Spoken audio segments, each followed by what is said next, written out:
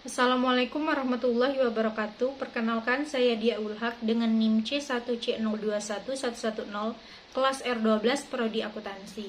Di sini saya akan menjelaskan materi tentang pajak pertambahan nilai atau PPN.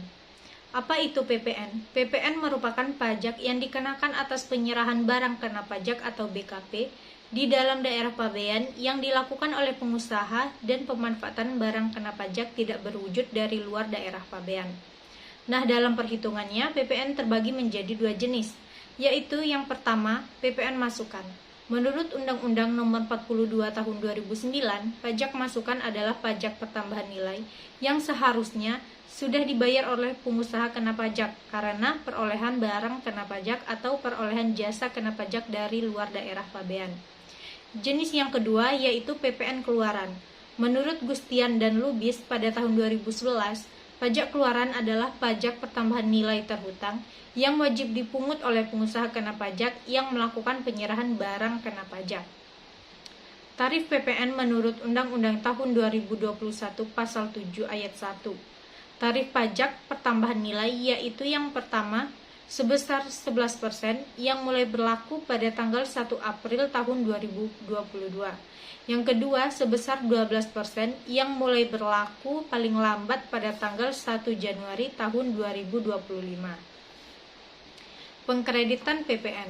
Menurut Waluyo pada tahun 2008, pajak masukan yang telah dibayar oleh pengusaha kena pajak pada waktu perolehan atau impor barang kena pajak dapat dikreditkan dengan pajak keluaran yang dapat dipungut pengusaha kena pajak pada waktu menyerahkan barang kena pajak atau jasa kena pajak.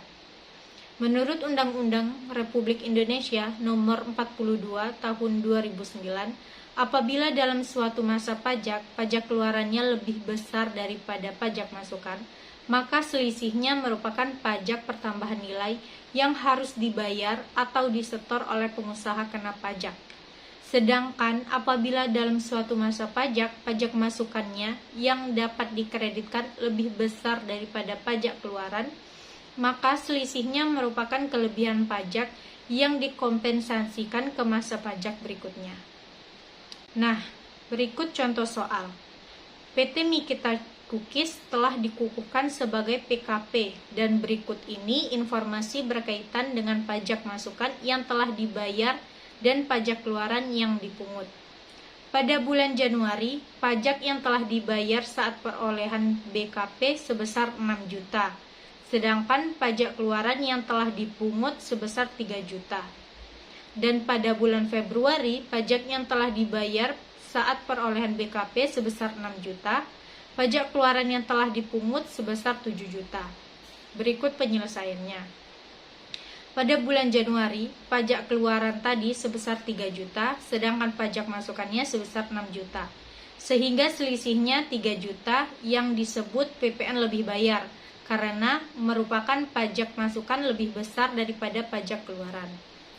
Sedangkan pada bulan Februari, pajak keluarannya sebesar 7 juta dan pajak masukannya sebesar 6 juta. Sehingga selisihnya 1 juta yang merupakan PPN kurang bayar, karena pajak keluarannya lebih besar daripada pajak masukan.